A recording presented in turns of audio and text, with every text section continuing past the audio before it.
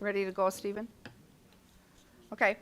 We have a full agenda tonight. It is 6:30 on the dot, so we will start. I will call the meeting to order, and we will start with the Pledge of Allegiance. And I would like to have our TRAP team please lead us in the pledge. So you can start whenever. I pledge allegiance to the flag of the United States of America and to the republic for which it stands, one nation, under God, indivisible, with liberty and justice for all. Thank you. Our first item of business is an exciting and a fun one. We have some very special guests with us this evening and their families and their coaches. And I will invite Mr. Jensen up to the microphone to introduce them. Hey, everybody. We are extremely happy. Again, we're back this year. It's usually the same time, honoring our Clay Target team. Seems like every year this program continues to succeed and do great things. I will just like to first note, this program doesn't happen without the dedication of the families and the coaches. They are more than invested in this program to make it happen. With inflation rates and ammo prices the way they've gone, this program just came back and did, just as good as it always does. So I'm going to invite Jeff up here to kind of tell us about the season and how it went. And yeah. So I was promised to keep it under an hour, so no.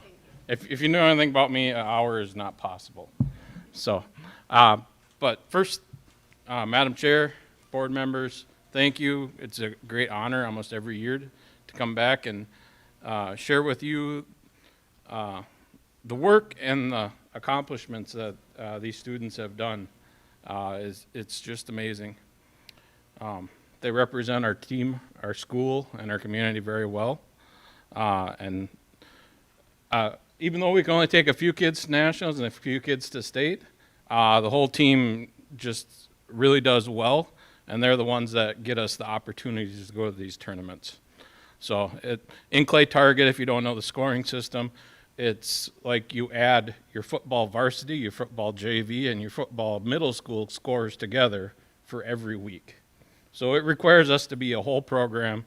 It requires us to put just as much effort into the middle schoolers as we put into our varsity kids. So it's a great accomplishment. Clay Target Sports is changing. It's really changing on the college end, and we're trying to change to continue to change to work with it, because sooner or later, I think those changes will come down our way. So we started a sporting clay team last year in 2021. We ran them again this year, and we are two-time state champion in sporting clays. So, and we win in true Jordan fashion. True Jordan fashion, we scrap out for every point we get.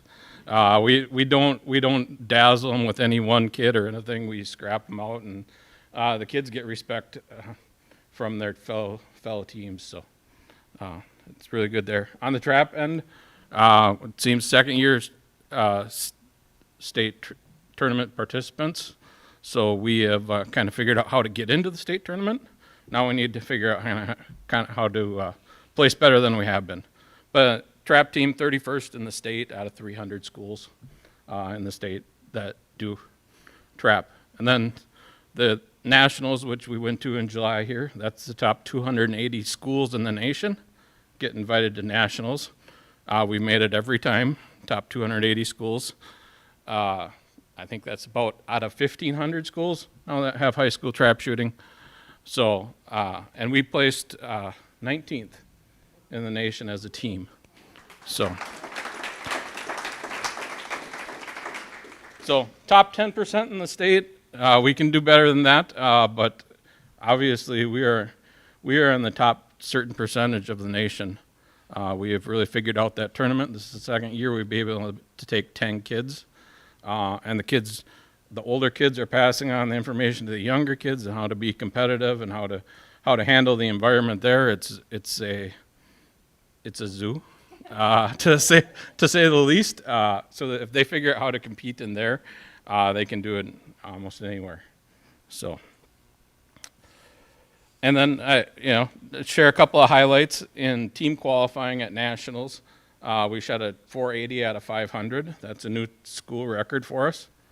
So that was our first squad was Nick McConnell, Hunter Lensmeyer, Eli Dold, John Lensmeyer, and Ben Swanson. So they shot that new school record for us in team qualifying. Ben Swanson in both team qualifying and team championship ran 100 straight 2 times. So that's 2 perfect games.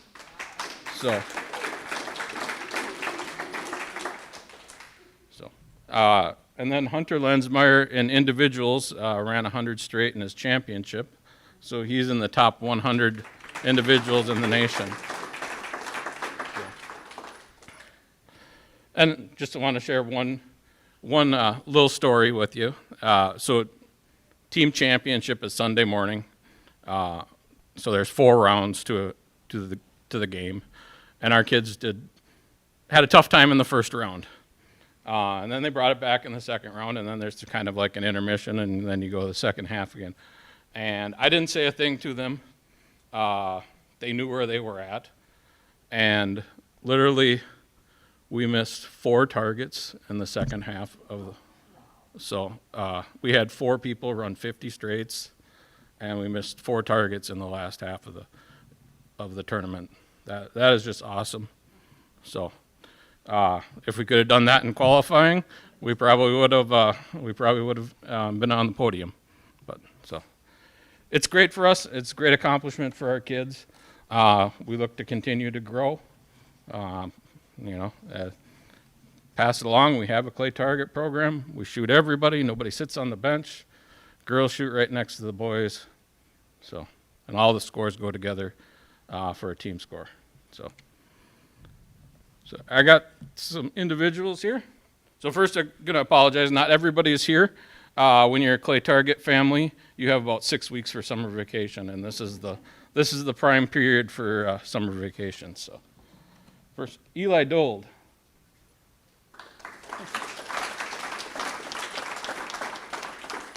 State tournament and national participant. I'm sure they're going to want a picture. You can go over there.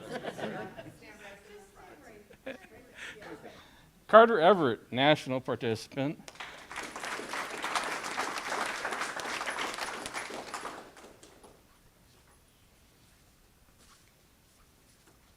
Miles Mahold, national. Hunter Lensmeyer, state and national.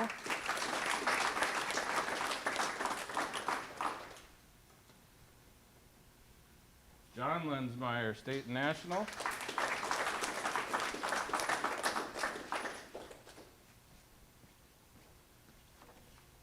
Nicole Ray, state participant.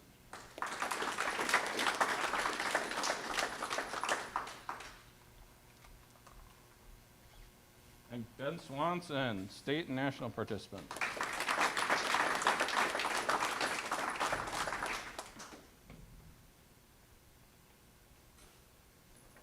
So, thank you, everyone. If I can get you squished down a little bit, and we'll get a picture with the coaches. The coaches, please, get in there.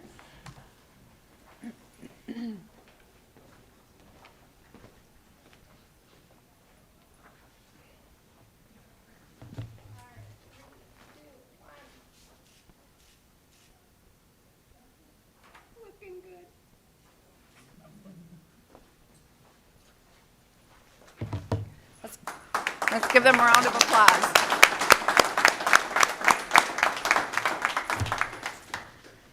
Great job representing our school. You make us proud. And thank you, coaches. We know that you put a ton of time in. And you not only are growing wonderful trap shooters, but you're helping grow great kids that represent us well. Thank you. Have a good summer, rest of the summer.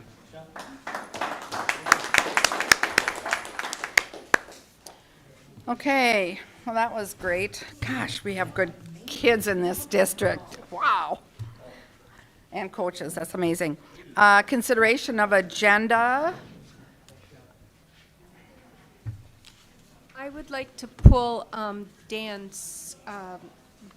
Lehman's contract off so we could discuss it at a different time. Okay, so item number, let's see here. The hiring of Dan Lehman is item number 7.7, so we'll pull that, and we'll make that the first action item, we'll make that 8.0. Okay, and then I know there was a late addition today, another action item regarding adult meals, pricing for adult meals. So any other changes or corrections? That was 8.11. 8.11 was a late addition. Any other additions or changes to the agenda? If not, I'll entertain a motion to approve it as amended. Motion to approve as amended. Okay, Lauren moves. Is there a second? Second. Second, Molly. Discussion? Hearing none. All those in favor say aye. Aye. Opposed? Motion carries. Thank you. Hey Deb, Yes. did you need to do roll call? Yes. Thank you. Roll call, please. Deb Thank- Pauley, Yes, here, I think. Ryan Dainert, Connie Hennon, Lauren Pedersen, Here. Sarah Lanen, Here. Molly Maniak, Here. Rob Langheim. Thank you. Thanks, Molly, I appreciate that. Okay, public comment, nobody indicated they wish to speak. We have a ton of consent agenda items. We have the minutes from the July 11th meeting, Amy's monthly finance reports. Donations we have are for the choir music program, $80 donated by Shara Sansky, and an anonymous donation to the JES Phi-Ed program of $500. We have a lot of policies. We had a great policy meeting the other day. Many of these policies are required yearly policies that need to be reviewed. Some of them are also, most of them, I believe all of them are the first and final reading.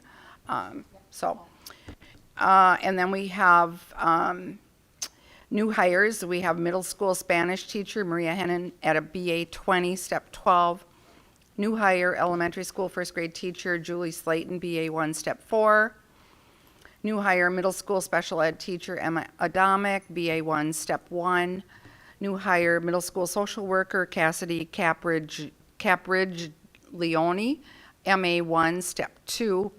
We have 2 resignations, middle school sped teacher Anna Pedersen and middle school sped paraprofessional Hunter Van Soest. Resignation of the dance club coach Jill Bartels. And then we have the contract renewals, and I'm not going to read them all. They're the contract renewals for all of the spring sports. So I will entertain a motion to approve consent. So moved. Connie moves. Is there a second? Second. Sarah? Questions, discussion? Okay, hearing none. All those in favor say aye. Aye. Opposed? Motion carries.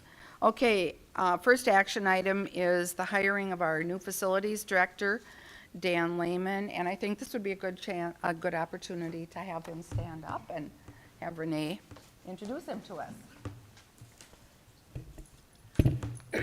So, good evening, Chair Polly, members of the board. I'd like to introduce you to Dan Lehman.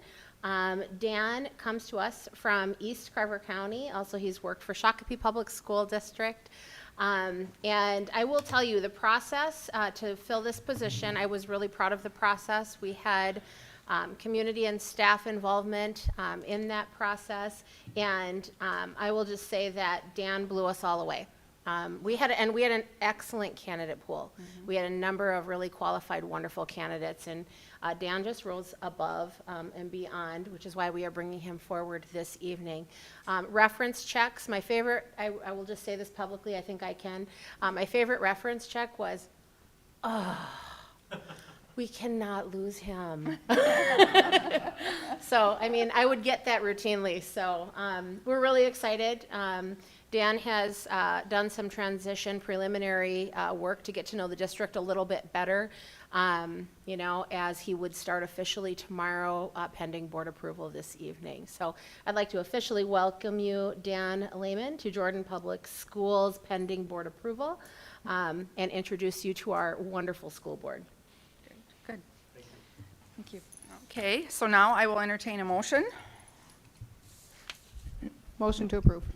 We have a motion to approve the hire of Dan Lehman by Molly, Second. second by, that was Lauren. Yes. Okay, any discussion or questions? Connie? I would just like to say that I'm going to abstain from voting today just because of a conflict of interest. I was one of many of Dan's references. I had an opportunity to work with him very closely in Shakopee. He's a great guy, but I will abstain tonight. Okay. Okay, any other comments, other than welcome? Okay, all those in favor of approving the hiring of Dan Lehman as our new facilities director, say aye. Aye. Abstentions? Aye. Connie? All those not in favor? Opposed? Motion passes. Thank you. Welcome. Okay. Okay, next we have the resolution of the bond sale, and I would like to invite Mr. Pumper to the microphone. Thank you for being here with us this evening. Oh, you're welcome, Madam Chair, board members, superintendent. My pleasure to be here.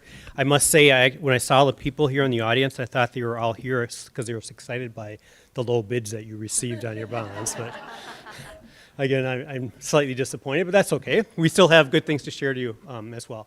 So as board members, you all know we started this process months ago with an opportunity to come up with some financing sources to do some parking lot project repairs that you want to do and improvements.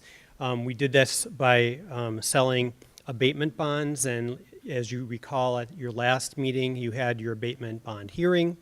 And so and you passed a resolution authorizing us to go for the sale at that point in time.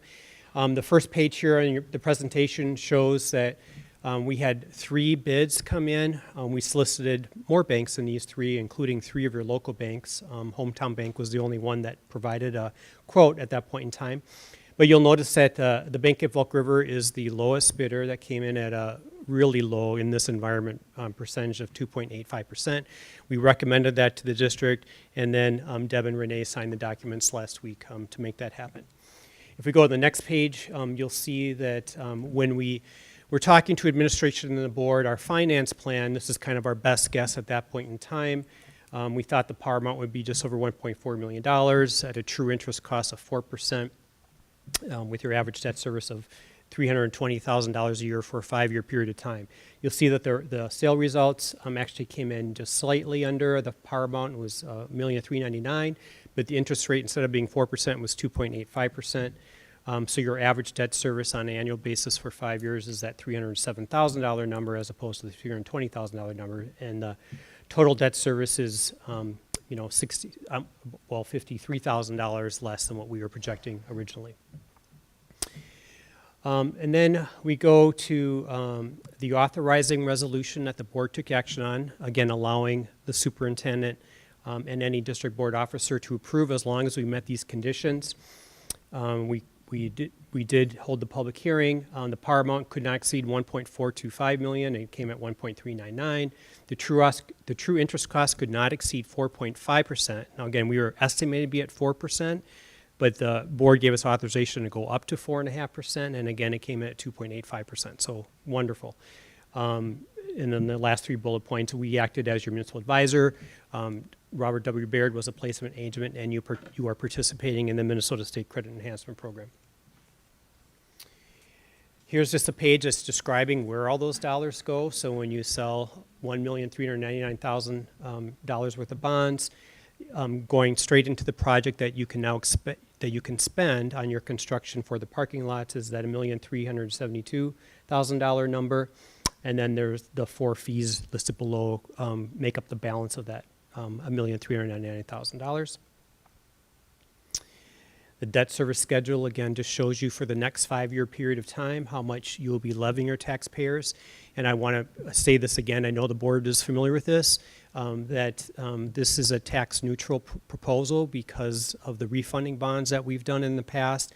that actually created over $300,000 worth of savings in each one of these years. So again, people will not see their taxes increase by doing this. We're actually just kind of filling in the gap, not even fully filling in the gap, as you'll see in the next page, which shows your existing debt service in the blue bars, and the green represents the additional debt now with your tax abatement. So again, you're going down a little bit, and we're filling in, somewhat where your taxes were for taxes payable in 2023. So with that, oops, sorry, we're one more page. Yep, the calendars, again, just shows everything that we've done in the past, and the last two action items are one for tonight, and that's for the full board to ratify the sale of the bonds. And then on August 25th, there's no action the board needs to do, but that's when your money will actually close into your account, and you'll have those dollars available to pay your contractors. And with that, I'll stand for any questions. Any questions for Mr. Pomper? Just thank you for finding that great interest rate. Yeah. That was good news, very good news. Very good, yeah. So, yeah. So I think this is a win-win for our taxpayers. I mean, we're going to get some good projects done here in the district, and it'll be tax neutral, good interest rates, so. Okay. Okay, then you have the resolution for So with consideration. that, with that, we have the certification of the minutes relating to the $1,399,000 general obligation tax abatement bonds. And we need to approve that document. So I won't read the whole document. You have it in front of you. So I will entertain a motion to approve that resolution.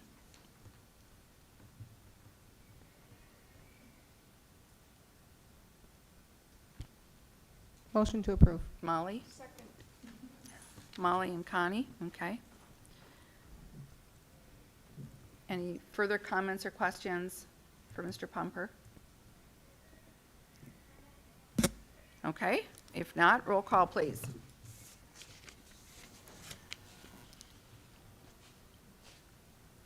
Connie Hennan. Yes. Lauren Pedersen. Yes. Sarah Lanen. Yes. Molly Maniak. Yes. Rob Langham. Deb Pauley. Yes. Motion carries.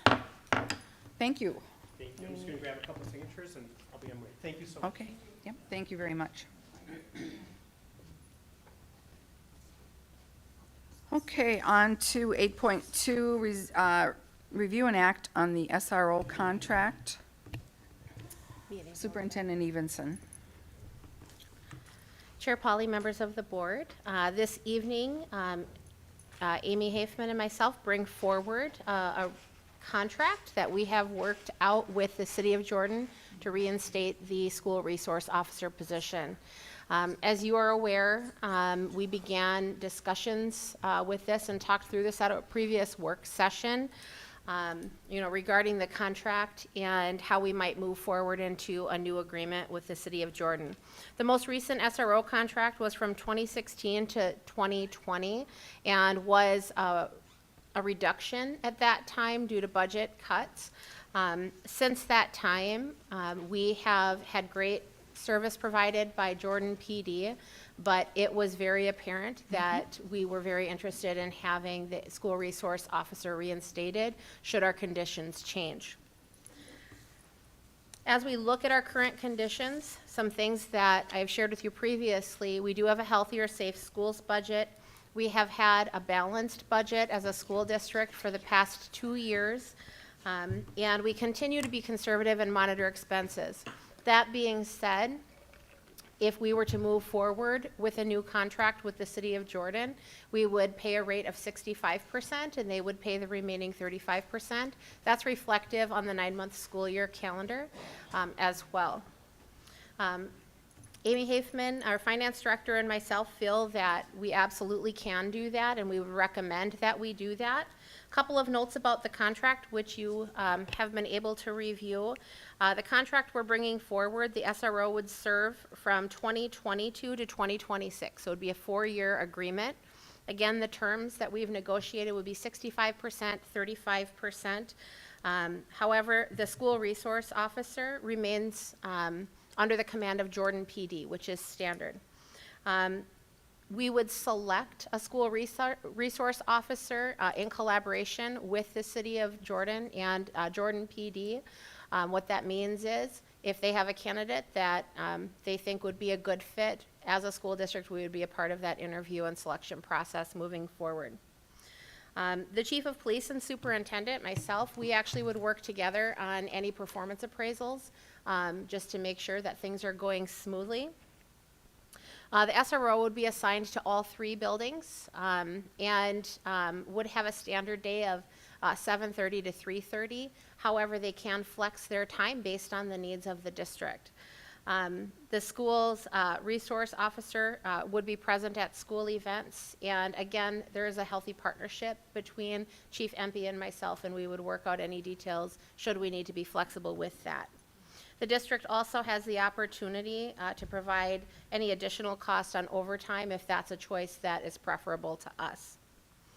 Outside of that, the salary, I think I mentioned that. One thing I want to note on that 65%, that is based off of their labor agreement. So what Chief Empey did in the contract, you probably saw that, is he noted what's the top salary for an SRO officer, and then said what 65% of that is. That doesn't mean that's what we'll pay.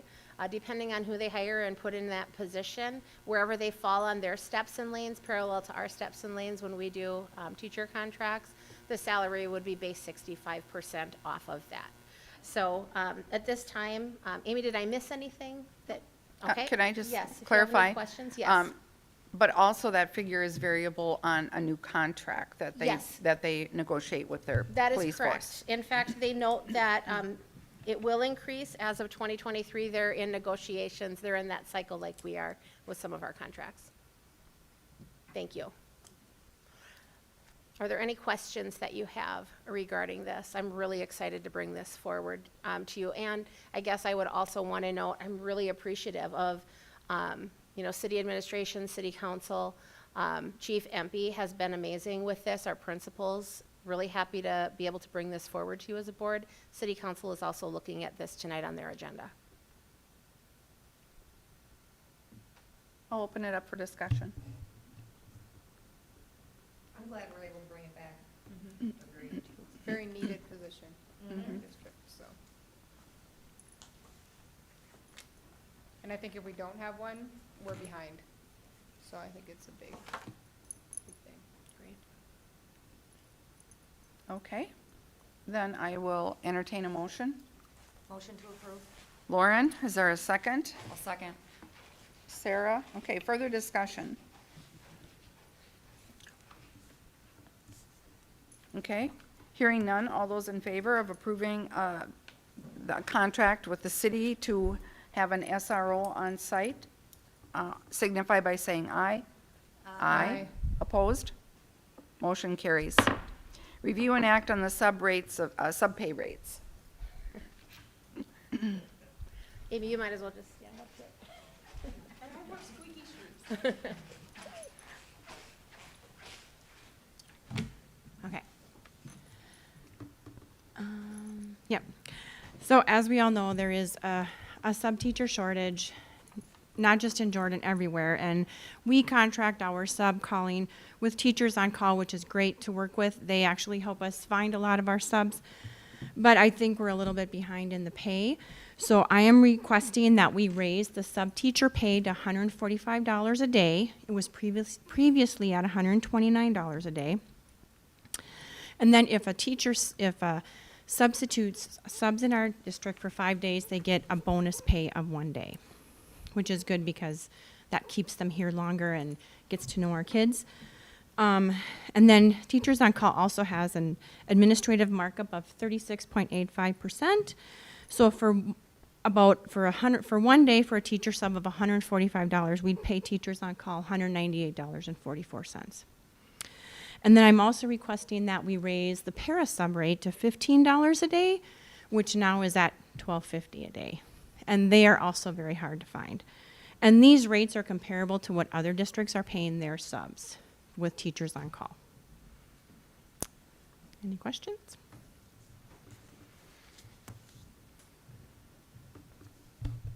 How do we compare to surrounding districts? We don't get to know, like with teachers on call, we can't know what those districts are paying. We just get like a district 1, 2, and 3. But I think that Shakopee is paying like $155. That's not for sure, but that's what I've heard. And New Prague is at $145 as well. And they are also doing a bonus pay. New Prague is.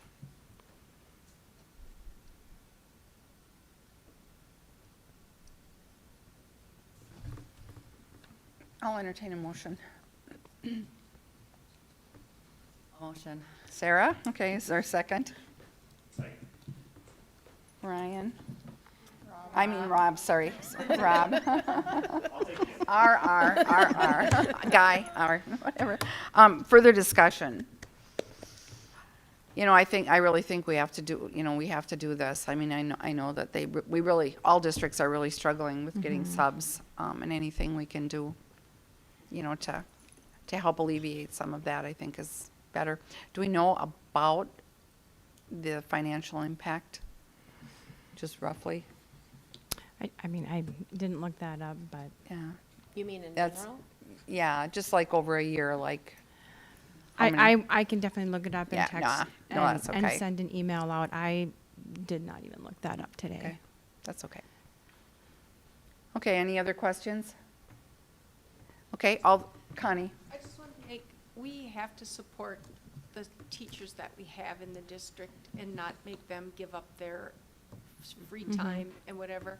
And in all fairness to our teachers, we need to provide the paras, and especially students that have IEPs, we have to meet their needs. So if this is a way that we can alleviate those problems in the best interest of our students and our staff, we have to do it. Yes, I mean, and there were a lot of days last year where we just didn't have subs. The principals were in the rooms. And The teachers superintendents were- were in the rooms. We need to- Superintendents were in the we need to rooms. Keep our leadership leading. Yeah. Like you said, for the teachers, that they were giving their open out, Mhm. their desk time, open Yep. time Yeah. to go cover for other classes, so. Yep.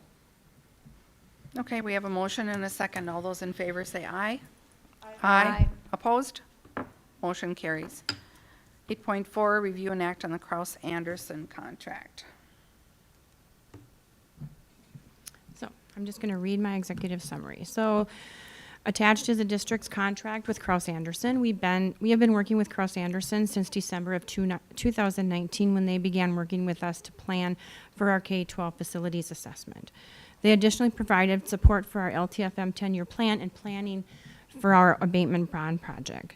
So this contract is for Kraus-Anderson to be the construction management of the abatement bond project that we just approved the resolution for the high school parking lots, the site and sidewalks, and expansion of the CERC parking lot, and informing potential future facilities work.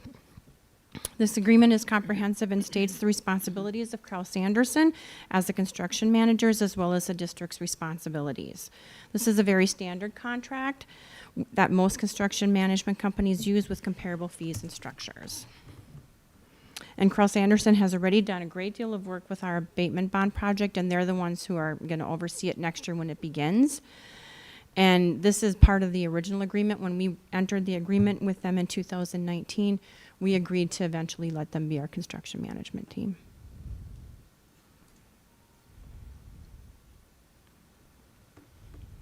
And they have been great for us, for me even, to work with. And even in the absence of Tim, if I needed help with anything, I would call for John's advice, and they've been really good.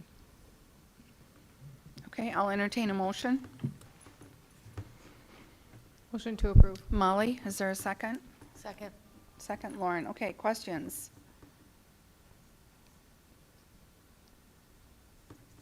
Okay, they've, been, to be honest with you, they've been doing a lot of work for us over the last couple of years without a contract or without getting paid for it. Yes. Yeah, so. Yeah, and it looks like it's pretty boilerplate, contract language. Yep. Okay, any questions or thoughts? Moving forward. Okay, all those in favor of approving the contract with Kraus Anderson signify by saying aye. Aye. Opposed? Motion carries. Review and act on the activities handbook. Mr. Perkel.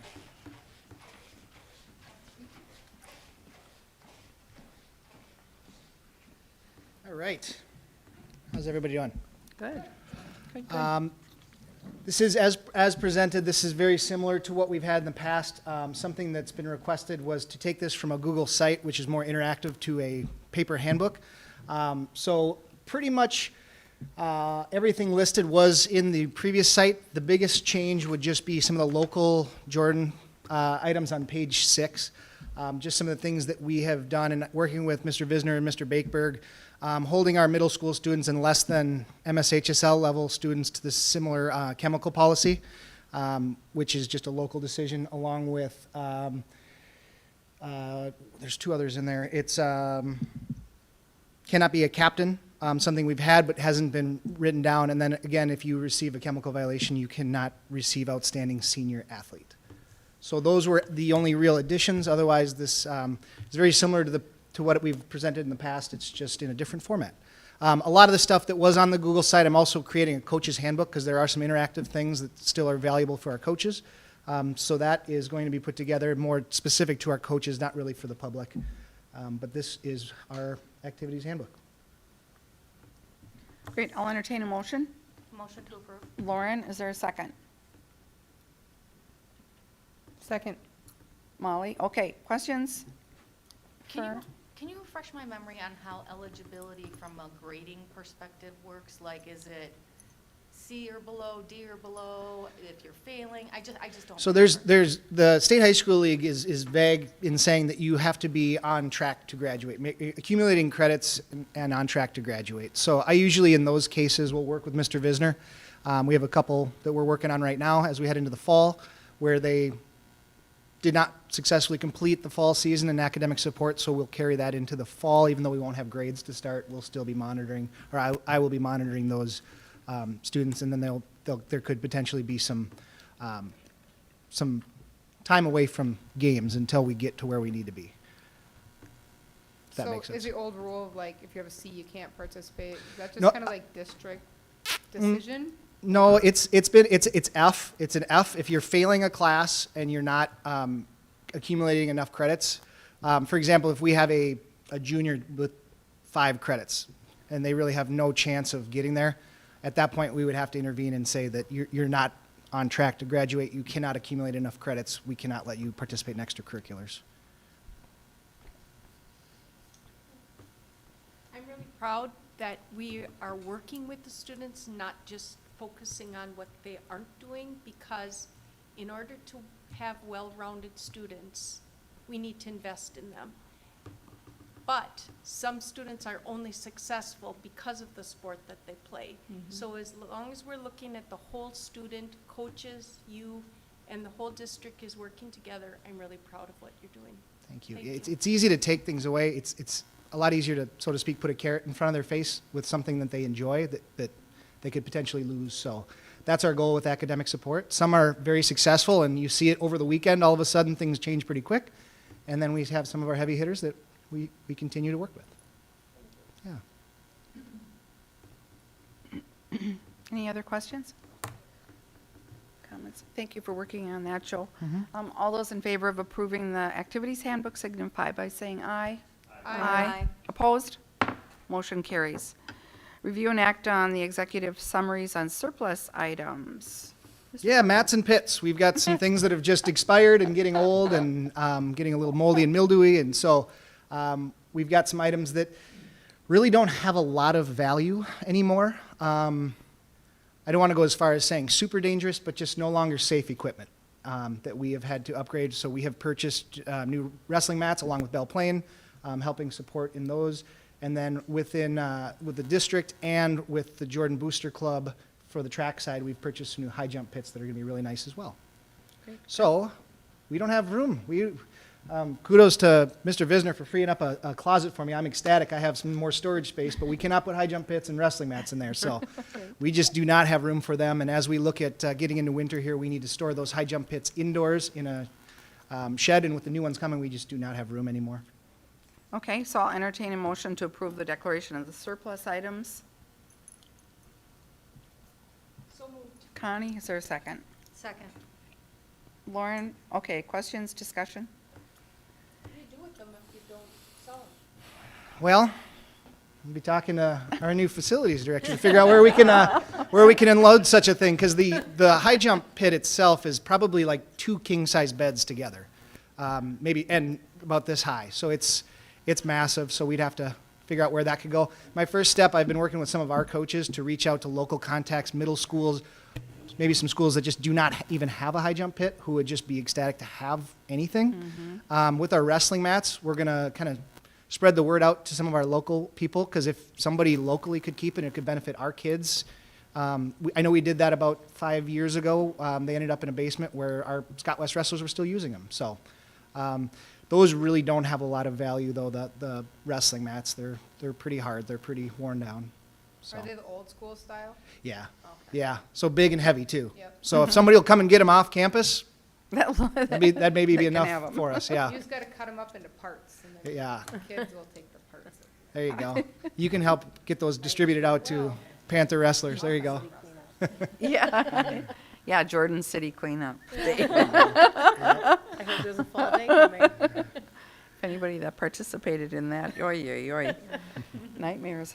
Okay. Any other questions? All those in favor say aye. Aye. Opposed? Motion carries. Thank you, Joe. Review and act on executive summary on cheer and dance.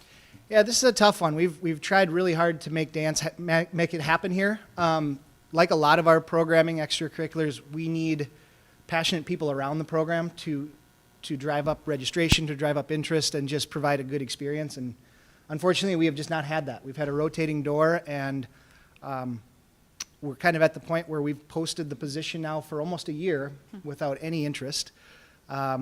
As you can see by the registration numbers, we had a little jump right back up, little interest pre-pandemic, and then we've just kind of fallen off the table again.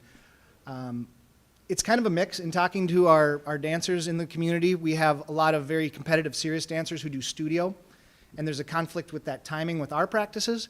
And then there's also a conflict of really talented dancers dancing with less than talented in a competitive environment.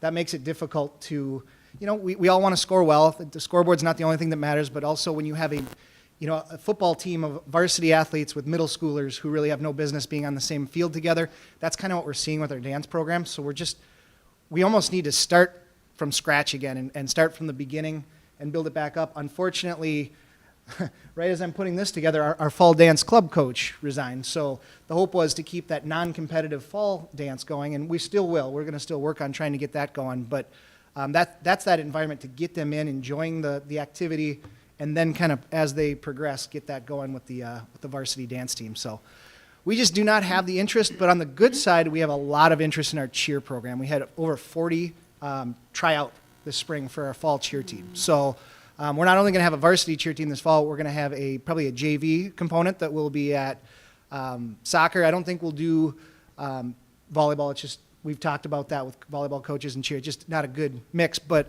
we're going to see them a lot more at different events this fall. And then this executive summary proposing that we add winter cheer for the first time ever. Okay. One of the big things we've struggled with coming back, getting people in the stands again, is just good school spirit in our student section. And what better way to have that with cheerleaders? So having them at basketball this winter, potentially some wrestling matches. We've already heard there's a lot of interest in winter cheer. And so our coaches all in on that. And we're excited to have the mascots and cheerleaders at our games this winter now. It's exciting. Yeah. Great. So just another note, we are going to keep the dance coaching position posted as we kind of go through things. And if we find that right person to build this thing back up, we're going to take another run at it. But right now, we just do not have interest with any coaching for that. So kind of a bummer. That is a bummer. Yeah. But it's you have to have those youth groups and those youth parents that really want to bring this stuff in. It's hard to do, but also with the conflict with the local competitive dance studios if you can't practice after school because you're in competitive dance. It's kind of hard for us to do a program. So I'm happy that cheer is growing and completely understand why this is not, though. Yep, and I always think about these things when we maybe take away a female sport, how we are compliant Title IX. So the addition of cheer and the addition of female wrestling team keeps us Title IX compliant. So we, You know, in that survey, I didn't talk about, I did a survey this spring just to gauge interest, and that's where we kind of knew that this was heading in the wrong direction. And so we do have a couple that filled it out who want to be competitive, and I'll be having those individual conversations. We would absolutely entertain a co-op. I've already heard from Belle Plaine, if we have a dancer or two that would be interested, they would love to host them. Southwest Christian had said they would. I don't know if that's as good of a fit for us if we're looking at our competitive couple of dancers, but we would provide that in a co-op if we could, if we had anyone come forward. But in having those conversations, unfortunately, now you're driving down the road and now you're wearing your whatever adrenaline, Belle Plaine adrenaline, whatever they call themselves. So it loses a little bit of its excitement. And most of those girls are competitive studio dancers, and that's yeah, they're not out in the cold. They don't have a dancing. They do have a dancing option. Yeah. so would we be looking at an assistant cheer coach? Yes. Yeah. Based on these numbers, it meets. If we were to keep everyone this fall, it meets our coach-to-athlete ratio to add another coach this fall. I don't know if we will, but we've had some conversations that might be best for our coach with everything going on and having that many for the first time to get her some support here in the fall and then see what those numbers look like as we go into winter. Great. What is, you said you had middle school kids too, right? Or is Yeah, it we all had- primarily 9th grade, 9 through 12? For dance? No, for cheer. Well, that'll be an interesting one. I have to have a conversation with our coach on that because, we don't want to cut in Right. that. We would like to keep everyone if we can.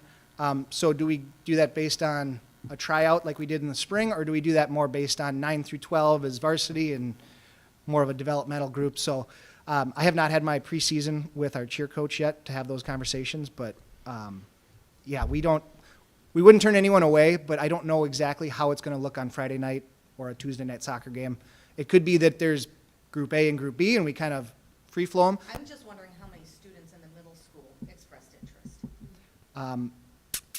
I could tell you if I could pull up registration for you, but I don't have that right in front of me right now. But Okay. yeah, there is quite a few.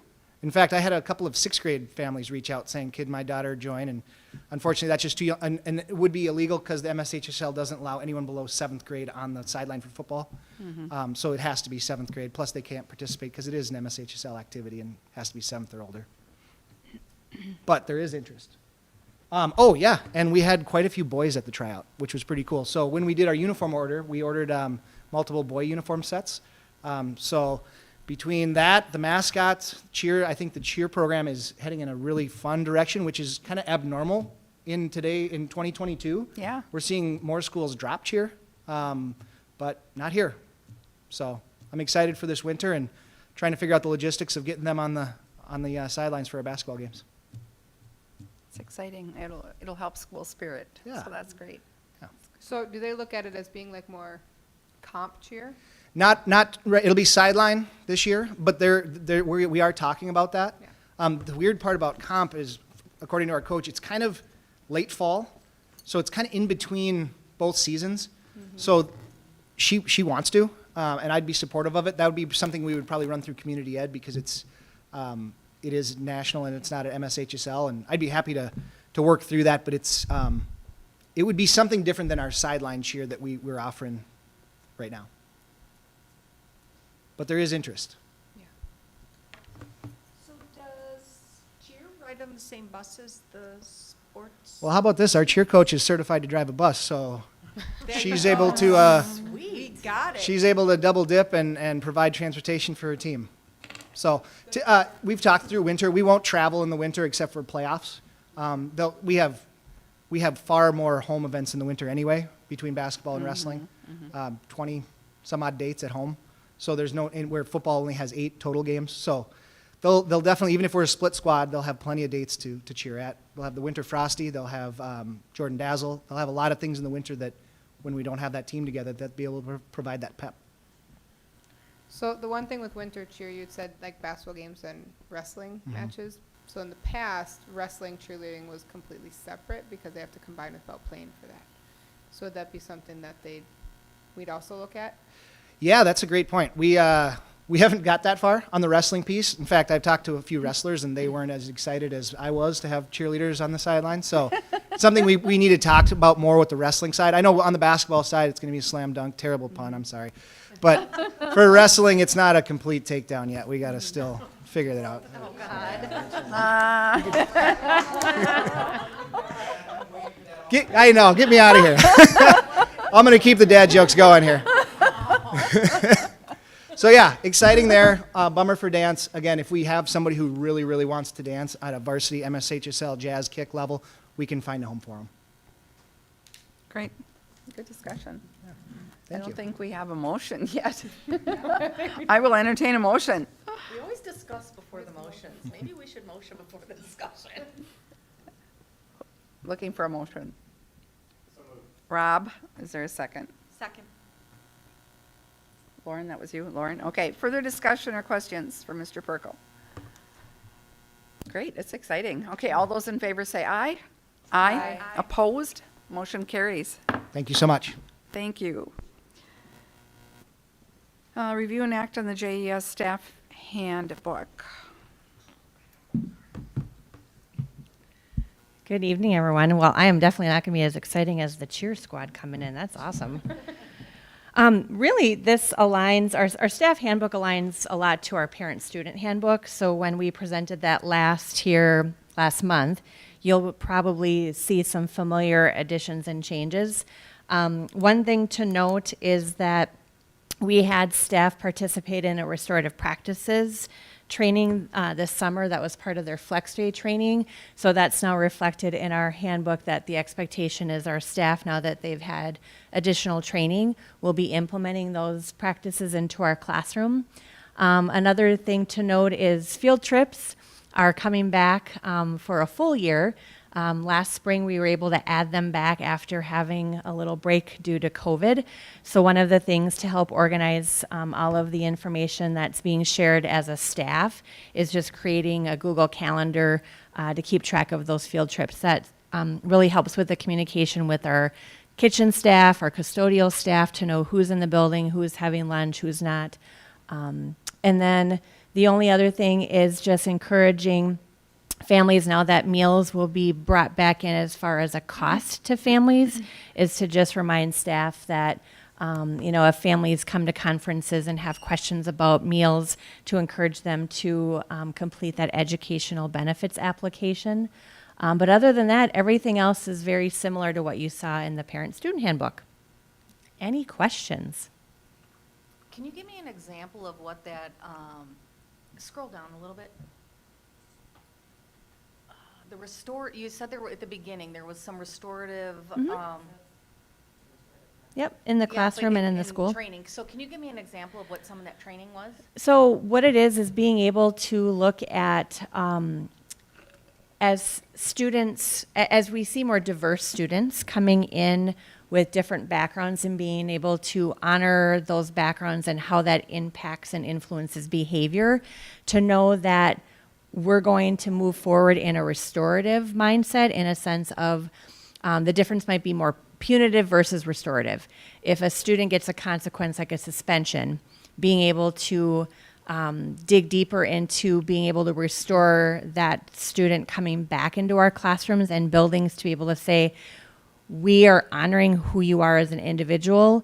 You as a person we care about. It's the behavior we need to fix. So being able to have deeper conversations and being able to restore the relationships that may have been harmed from the behavior that they may have shown towards peers, towards staff, involving families at a deeper level. So it's building on what we currently have been doing with PBIS, but it's adding this component now of having more of those deeper conversations and being able to understand that when harm is done, we want to repair and restore those relationships because that's what we value as a school district. Thank you. Okay, looking for a motion, then we can have discussion. Motion. Sarah, is there a second? I'll second it. Connie, okay. Further questions for Ms. Barnett?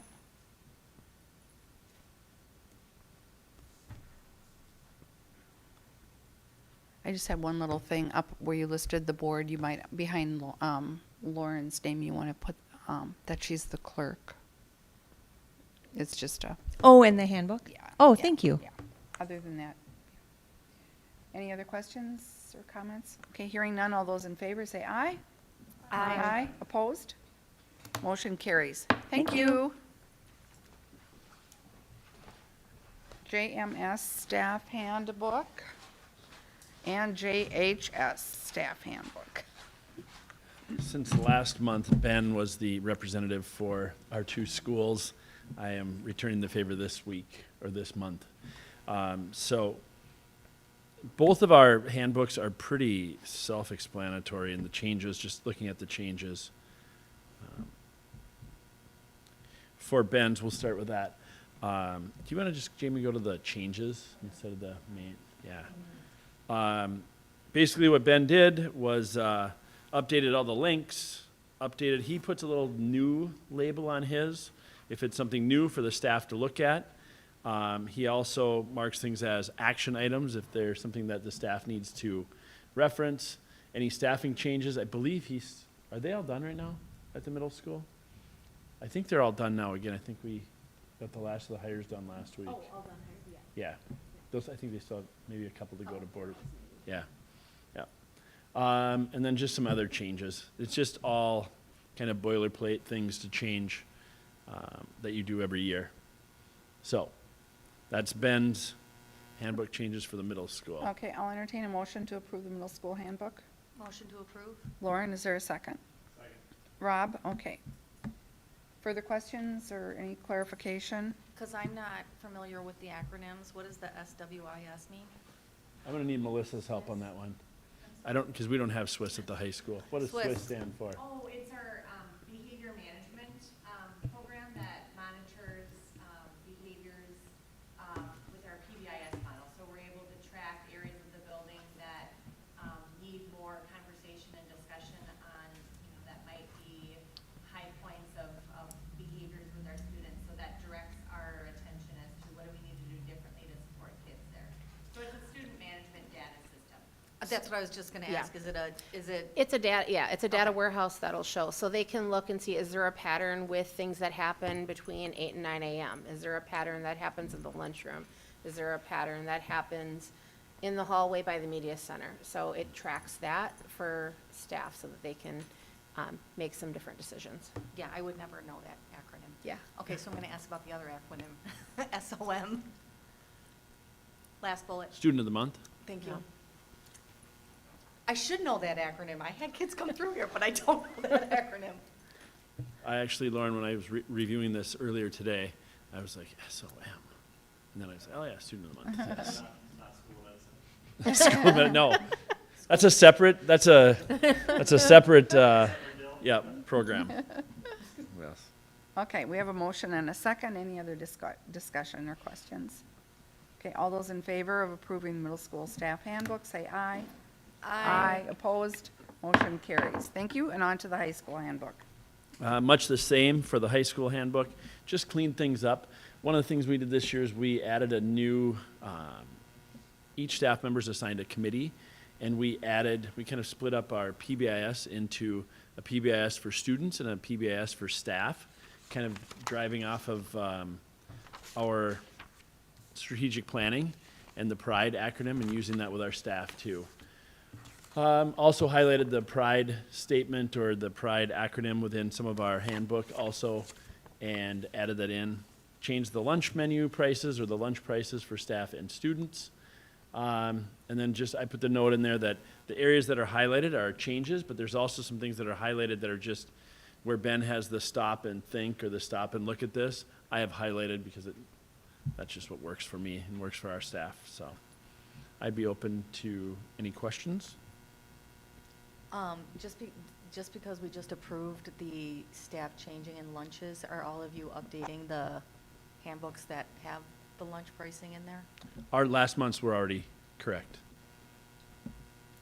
Jeff isn't aware that we added an agenda item that's coming next. Oh, So Okay. once Once we then? do that, we'll make sure they're updated. sorry. No, it just happened Okay. today. He wouldn't know yet, so.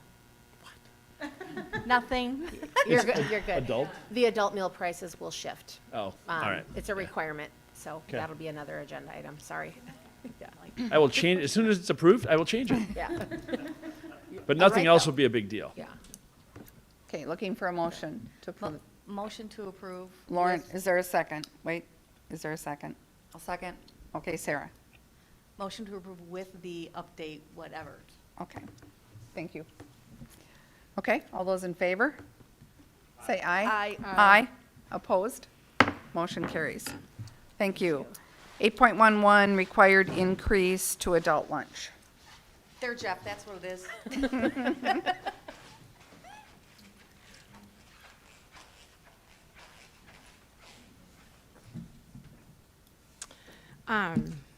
So last Friday, to be exact, we read the Nutritional Schools Bulletin, and it requires school districts to change the adult pricing to have breakfast for adults at $2.25 and lunches at $4.95.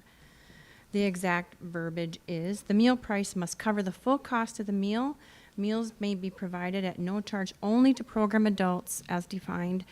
Otherwise, the breakfast for adults is $2.25 and lunches are $4.95. Last year, the requirement was $1.90 for lunch and, I'm sorry, $1.90 for breakfast, and a staff lunch was at $3.85, and that's what we were at last year.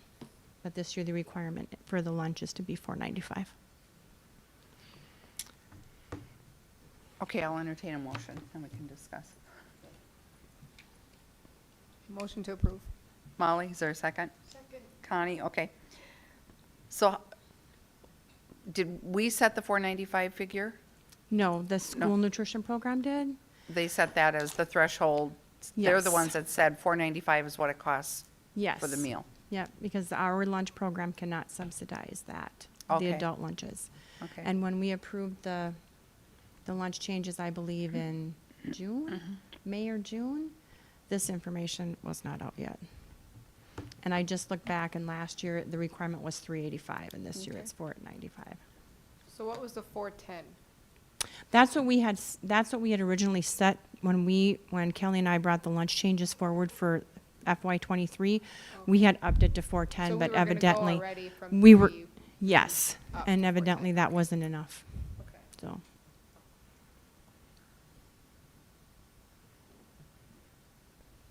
There's really nothing we can do. No, I know No. we have to do Requirement it. by- It's just another hit No. on the working class, so. Yep. It's too bad. But, So, okay, any more discussion or questions? Okay, all those in favor say aye. Aye. Opposed? Motion carries. Thank you. Thanks, Sam. Okay, superintendent's report. All right.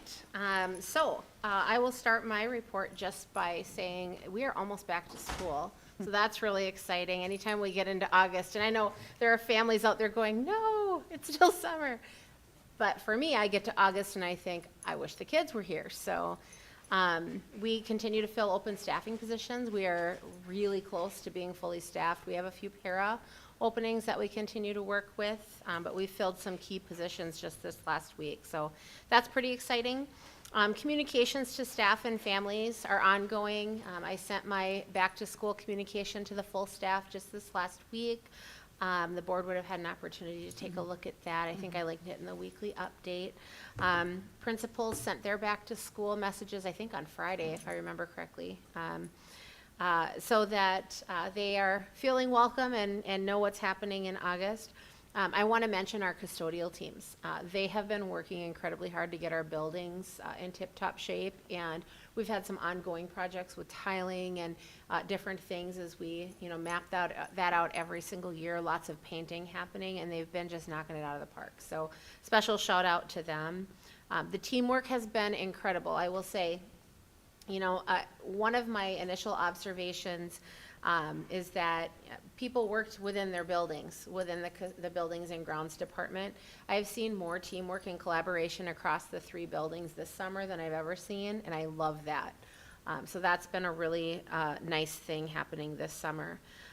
Fall activities are right around the corner. I'm not sure if Mr. Perkle mentioned it or not, but August 15th is almost here, and that is a special day in our district as we get back together with our students for activities. It's also time to update any booster club memberships. For those that haven't done that yet, it's time. So make sure that happens. I'm on that list too. I haven't done it yet, but I will. And then also we continue to monitor class sizes. Right now we're in a good spot in our elementary, but we always watch kindergarten because it feels like we get towards the end of August and suddenly there are more littles for us to enroll in kindergarten. So we continue to watch that. We're at 6 sections right now, I think 20 in a classroom, but all it would take is about 15 more students for us to be having a different conversation. So we just continue to monitor that. I will say also our strategic plan, in alignment with our strategic plan, our theme for the school year is Grow Your Jordan Pride. So really excited for that. And, I've said this before, but my hope for all of our staff members, no matter what their role is in our organization, I hope that they really see the role that they take in making our strategic plan come alive for our kids. And I'm going to be asking our staff to really think about that when we have our breakfast. Workshops have already started. We had our Flex workshops already beginning back July 26th and August 3rd. Our final one is August 19th. We have new teacher and new staff workshop on August 18th. So that is an exciting day, and we have a lot of tradition on that day. We do the bus tour, which is really fun. This year we have so many new staff we actually can't fit at the feed mill, but they're going to cater it for us, and we're going to do it up here at the middle school. And then we're also working with some other local businesses on some catering opportunities, so that'll be really nice. Our district breakfast is Thursday, August 25th. We'll start that at 7:30. And then at 8:30, I have JEF. They'll be coming in as well to talk about charitable donations and some of the grant opportunities for staff.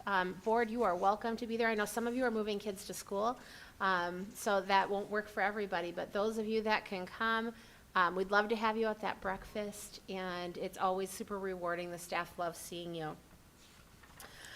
With that, I have the enrollment as noted.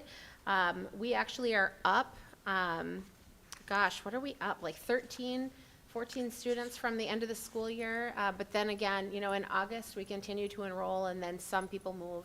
So we just never know until that first day. But with that, that's my report as presented. Do you have any questions for me?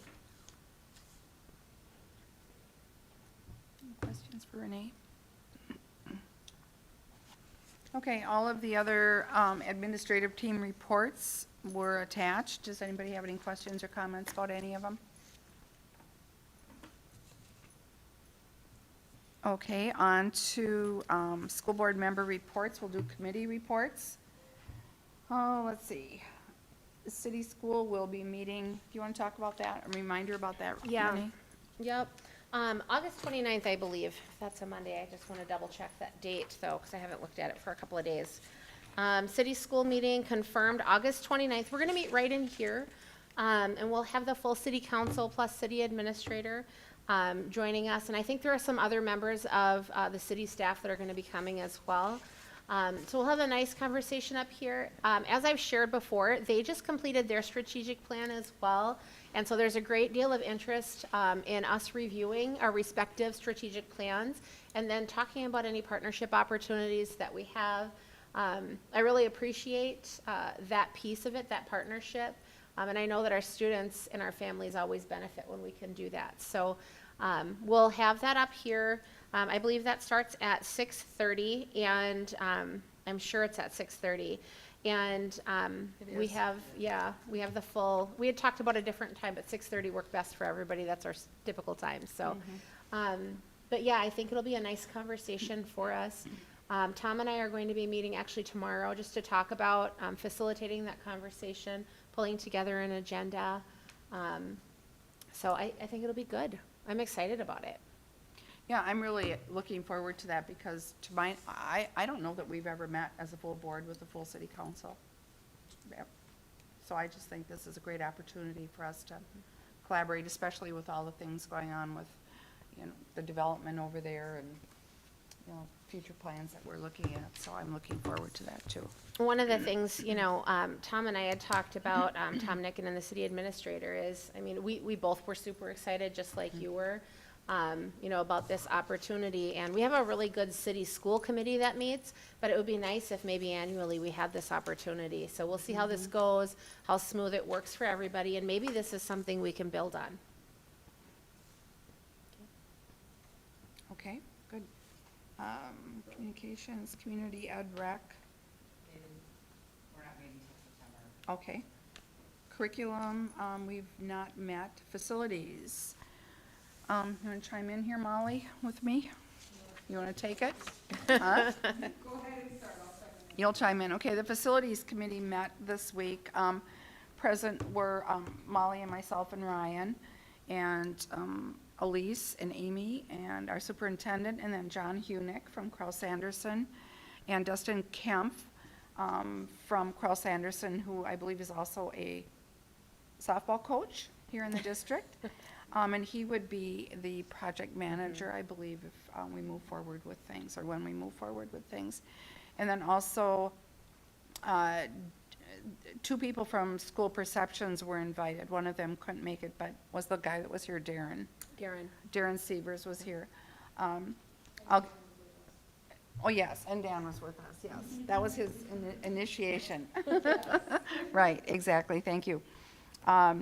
So we talked about the abatement projects, and they talked about the timeline on redoing the sidewalks. So that was part of the discussion. There was talk about upgrading soccer fields, redoing some soccer fields, possibly adding soccer fields. And they presented the bids and the timelines.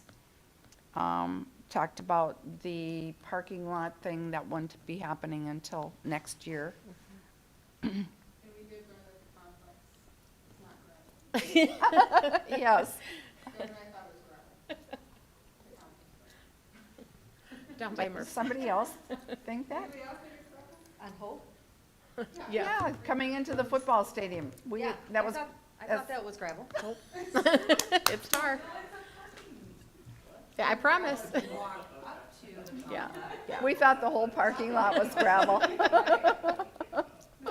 Well, I thought it was that overlay, crushed stuff or whatever, not necessarily, not necessarily that. Oh, that's good. Yeah, it is. Yeah. And you walk up and then it's gravel. There's gravel on the path. Yeah, we thought the whole thing was gravel. The path is gravel. I thought it was that overlay that you put down. That's how observant we are.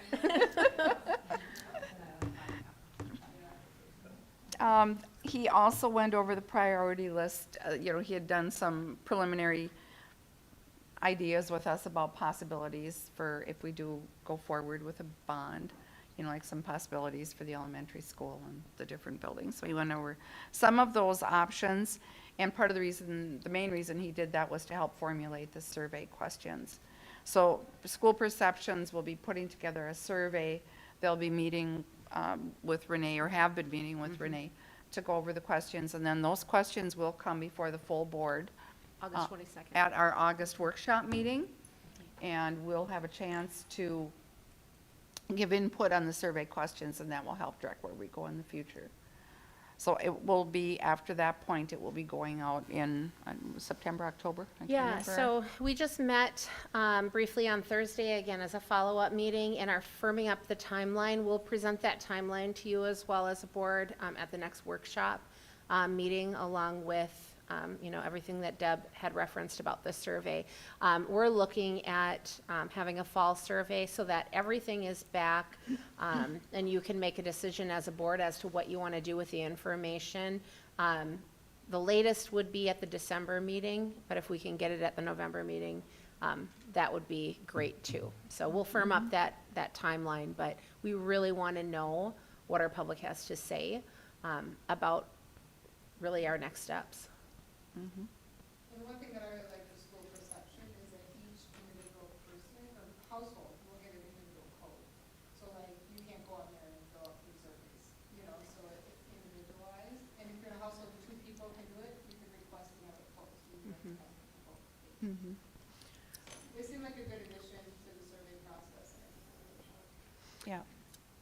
Can I add one other thing? Yes. One other thing, just along the lines with Molly too, I was impressed that they will send it to every community member within the 55352, plus all of our staff members, and they'll be able to note which staff members, or all staff members, even if you live out of district, you mark out of district, so they'll be able to give input and feedback as a staff member, but we'll know they're out of district.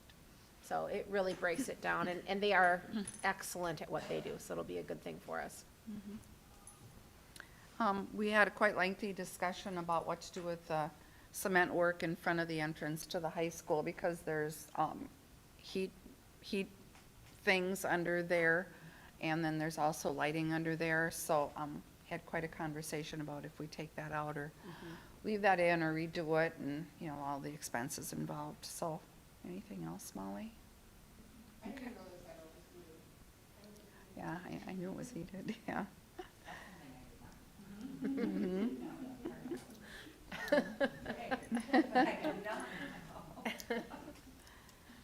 Okay, it was a good meeting. It was really a very good meeting. Meet and conferred and happen negotiations. We're coming up on 284 negotiations. Have you heard back? I haven't. Right now, we're still looking at August 18th. It works for their representative, Hal, but he has not confirmed yet with our staff. Just anecdotally, though, in talking with Tammy, she was fine with that date. So Okay. I feel pretty confident we'll meet on the 18th at 7:30 a.m. Okay. I don't even get up that early for work. Sorry. I'm already there. Some of us are already at work for 4 hours. Policy, we had a round robin. Boy, did we knock out the policies this week. All of them except one were approved on the agenda tonight. Yeah. Doc? Yeah, we did pull one off, one of the policies, and I'm not prepared to speak fully about it, but what I'll tell you is that is this. When it comes to student data and student privacy, there has been just a lot of education out there. MSBA, like last Thursday, did a session on data privacy and the laws that surround it. And one of the things that is reality for school districts is that anyone can request what we call directory data. So in our policies, we have what we define as directory data. And right now, and I don't have it in front of me, but it would be student's name, it would be their grade, their age, their home address, or their parents' names, their address, really even their student email is directory data. The only thing that isn't directory data is the parent email. And so for families that have worked on, you know, the all-night grad party, and they're like, hey, can we have the parent emails? And we say, I can't give it to you, it's because of that policy. Now, here's where I struggle, and I had this conversation with the policy committee, and we pulled it off so we can work on it more in depth. One of the things that Terry Morrow noted in his in his session was that anyone can request directory data. They are not required to identify who they are, and they are not required to tell us why they want it. So, and we get those. I would say in the last year, have had at least 4 maybe more, where some random person will email and say, you know, out of the Freedom of Information Act and your directory data, like, we want a list of all of your 9th through 12th graders and, you know, their email. Or we want all of, you know, the names of your students. I actually feel, I struggle with that, because we can't require them to tell us what they're gonna do with it. It's usually like photographers, it's usually like people, but it's not always. Like, some of these came out of Texas. Like, I don't know what they're doing with our students' names. And I don't love that. And so one of the things Terry had said was that, again, school boards can decide what they designate as directory data. So I want to dig more deeply into that. I know my previous district, the directory data, doesn't look anything like ours, but yet if I did a random search, which I did, of the surrounding, say, 10 districts, most people just adopt what the law is, and that's what MSBA has, is that's the law, what it can be. So I get that.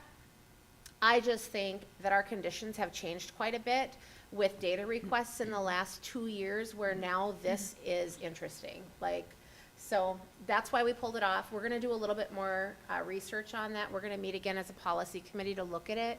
My hope is to bring that then to you, either at the next, probably not the next work session, but maybe by this September work session, so we can talk about what we want our directory data to look like, directory information, and then bring that policy forward for you. Does that make sense? So we can always be more strict. Yes, we can. So what I want to find out is how strict can we get? I do have an example policy, again, that I worked with for a decade. And it's funny because I know in my first year here, people were like, I want to request this. I'm like, you can't give that out. We actually can, because our policy says we can, because that's our directory information per policy. So I think it's worth us talking about tightening that up. Do parents fill out a form though where they? Sure. Yep, there's the FERPA piece of that comes out annually as well. We have parents that can restrict directory information. All parents for years have had the ability to say no. And we do have some. We've had some where they say, you can't give out my kid's photo, you can't give out my kid's name. All families every year have that ability. But it's an opt-out. So they have to consciously decide you're not having that. So yes, I just would love for us to talk about, maybe we want our directory data to look different. And I'm not saying as a board you have to do that, but I think it's worth a conversation. Thank you. Yep. So it was a very productive policy meeting. It's busy. APAC, we met this week, good meeting. This year, the dollars that were allocated to our district are $33,604. So that's what the APAC committee has to work with the students in all 3 schools. Sarah Miller gave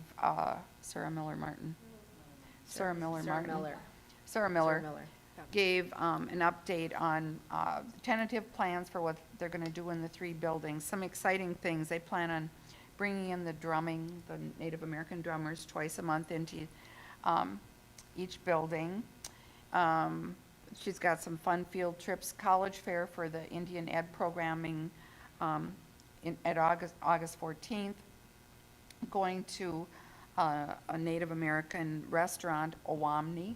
You've probably all seen that. That's been in the news a lot lately. And then the Hokokate Museum out at Midwakaton. And then they have plans to do some Native Pride days and family days in the schools, bringing in drummers. Dream is to have a powwow split with and done with Belle Plaine. So they've got a lot of good plans in the works. So I think some good things. They are planning, put on your calendars, May 3rd, the Eagle Feather Dinner is tentatively set for that night. Yes, very moving Good entertainment. event too. So they stress a lot and work on the 7 grandfathers teaching, which is a real cultural piece for them. So it was a good meeting. Okay, Booster Club.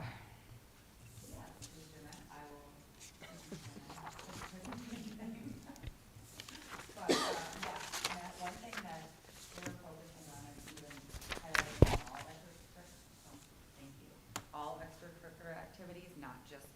reaching out to kind of the music programs more as well. They have closed school store, so that is closed. We did talk about, especially with the new leadership with Ashley and Katie, even coming in to a board meeting sometime and just going over the history of, even this last year, they donated well over 100,000 to the schools.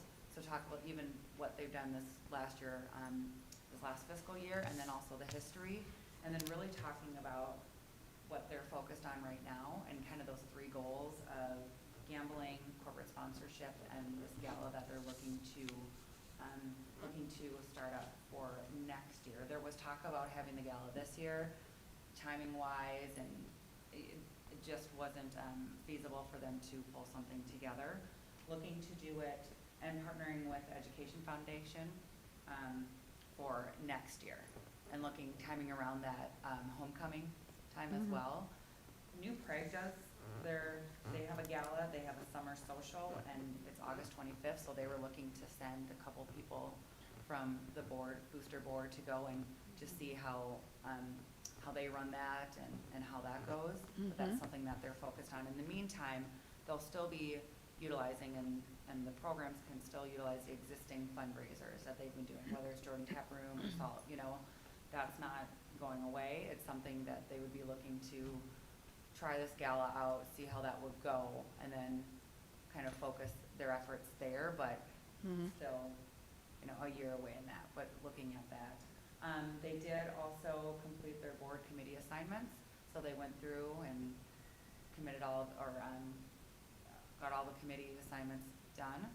So, and of course, this is a plug, Lauren does it every time, I do it as well, they always are looking for volunteers. So, did I miss anything else?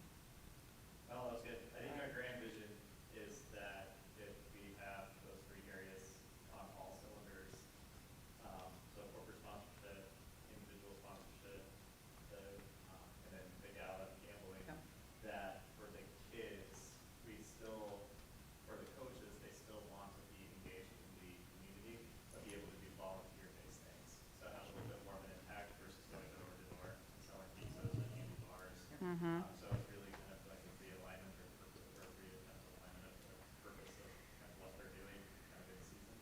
So that would be kind of a huge kind of aspiration. And then the gala, which would be in the fall, that would be in coordination with the Education Foundation, really trying to bring some of these other outside entities that are 100% committed to the district, kind of what the district's doing, and kind of get some of those synergies kind of building.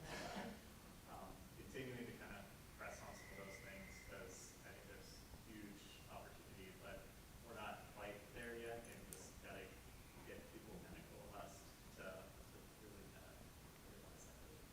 But it's exciting. Great, good. I love the idea of bringing them here to a board meeting. That's a great idea. It could be kind of cool too, if we could talk to Jenny too, because they bring the education. I was gonna foundation. say, Yes. we could do both of Yes, them. yeah. I think that's a great grant. Honestly, it might be cool to give them Jordan Pride Awards too. I mean, I think Yeah. about the heavy lifting they've done these past years. That's a great I actually idea. think And that that's would a act- yeah. fabulous idea. When you think about it, they've donated well over $100,000, and it's our community, because they're going out amongst the community members, and really, it's the community, supporting the schools. I'm gonna do the volunteer plug only because I know that, JMS and JHS, orientation is coming out, and they usually do their, booster club memberships there, so they are definitely going to need volunteers on that night. Yeah, back meeting, open houses. Yes. Yeah. Anyone that wants to come, be awesome. That's And great. get your individual membership, because it's awesome. Great, thank you. Education Foundation. I gotcha. So we talked a lot about the Give Like Jiv night, which is going to be still Pass the Hat on September 8th, that football game, so save the date for that. And they talked a lot about when during the game it makes makes sense to do that, because they found at halftime, everybody gets up and leaves. Right. So they're hoping to get it nailed down where they can actually do it right after the national anthem. So we're hoping that that works. So come to that game, and yeah. And then they're talking a lot about, they were discussed with the principals about Mental Health Awareness Night, and that would be a sponsorship by JEF. It wouldn't be ran by JEF, but they would help sponsor that. And they were thinking about doing that for a winter game. Heimat Fest Parade, they are asking scholarship recipients to ride in the parade. So we reached out to a couple of them, and getting them a T-shirt, and then thinking, for future, that'd be a part of getting the scholarship. Like, you're giving you the scholarship, come back and show your face, basically. Let's see what else. They did some elections, and again, just like the Booster Club, they need more people. So we had two ladies there that were new, kind of observing, seeing if that's something they want to do, but, so yes, JEF is definitely looking for more members to come and join the program, so. We talked about going to the New Breaks Yes. event also, so scope it out and see, and it's their first time, so, be interesting. We're doing lots of PR on that, so, Yeah, to some degree, I wonder about, I've heard about Chaska. It sounds like they have a really well-oiled machine, so that might be another interesting one to go and scope out from kind of a gala perspective. Isn't there there's a big golf and gala gathering? Or where? Chaska. Maybe. I think the one that at least I'm aware of is a little bit more of kind of it's kind of like the silent auction, kind of like and there's like different other kind of fundraising pieces. But I mean, you have basically like one night, and what I heard, like with Chaska, is they made like $50,000 that night. I think it's a crazy amount of. What do they have? What do they do? he presented at our, foundation. Yeah, Kevin Donovan, board member from up there, is a friend of mine, and he came down. Do something similar? He helped us get the foundation. They make hundreds of thousands, but that's Montemita. That's Matamita. We're going to Montemita. No, that's a whole different ballgame up there, whole different clientele. have to start But, somewhere. right, We have to right. start somewhere. Yeah. Yeah. Well, and I connected them with Testigis from Anoka Hennepin's foundation as well, because they raise $100,000 too, but different, obviously, but they do a fall golf thing that is really like well-attended, and they do a gala every winter as well. It has a silent auction, it has usually, pretty great entertainment, and the meal, and, I mean, usually they run out of space, so. Yeah, like you said, you have to start somewhere. And if people, I mean, I think we should include dollars for scholars in, if we're doing a community pride, but, if you pull some of these organizations, they're the same people, we're all, we're all the same people. Yeah, it's all the same. So, let's put us all together in one group Right. and Well, and get the best. the thing that I kind of keep going back to is that to some degree it's all about the same people. They're all volunteers, so this is no one full-time job. And I think that we, city of Jordan, where we're located in Scott County, we undersell ourselves all the time. And there is way more giving that's out there than we're able to capture. But if we're gonna get to those levels, we have to show a level of sophistication. And those dollars are getting donated anyway. It's just a matter of, are they gonna go to the school district for a certain cause? Are they gonna go to a local hospital? Are they gonna go to a certain church? Are they gonna go to something else? And so if we can demonstrate to say, hey, this is the opportunity here, we think that we're on something really, really special, we want you to be a part of it, and we can kind of share that story, and we're not in the process of stepping over each other. in Right. that, there's a huge opportunity, and we're all aligned, because at the end of the day, whether it's Electric Scholars, Education Foundation, Booster Club, or just anything in general with the district, it's about the students of this district, and what can we do to make their experience that much better. So I think that there's huge opportunity, so I'm super excited to continue to kind of push on Well, this. we just awarded a road kids that were national. Yeah, We are somebody. oh, yeah. I mean, we are somebody, so I think we need to tell our story. Yeah, well, I think it's too, we're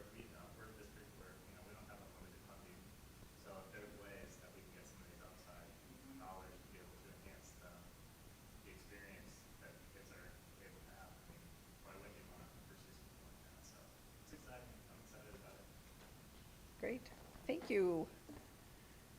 Legislative is nothing going on now other than elections. Everybody get out and vote tomorrow in the primary. MSHSL, Joe covered that. Scale? I think you had scale last week. I don't know if I you wasn't went. there on Friday, but there is a meeting, on the 22nd in the morning. Their exec board, they invited the Scott County Superintendent, so I'll be attending that. Okay, good. And Southwest Metro, we meet next week. So, other than that, Was the Connie. primary here? Sir? Yeah, up here. I think they were bringing stuff in today, Mhm. setting up. Connie? I don't have anything. Lauren? Looking forward to the school year starting. I'm excited. And thank you to the Booster Club Yes. and the Education Foundation and the Jordan Dollars for Scholars. Mhm. Sarah? Molly? I'm excited for my kids to get back here to school. Yeah. And 3 of you will be seeing your kids off. Oh, my God. Oh, Yeah. wow. I will not be at the teacher breakfast on the 25th because Lexi, we will be taking off. I'm kind of bummed because I go every year to that breakfast, so Mhm. I will not be at it. And I won't be at the boys soccer game that night either. Yeah, no, yeah, there's some boys won't be at the boys soccer game. Why? Oh, I think because their brothers are. Yeah. Yeah, no, Landon's staying. Landon has no interest in going to help her move. He'd rather play soccer. And Rob, when does your son leave? You know, I should be a good dad. I text Nicole. Yeah. Yeah. I think he's got 2 weeks. Okay. Okay, and on that note, who wants to do the honors? Me. Okay. Move to adjourn.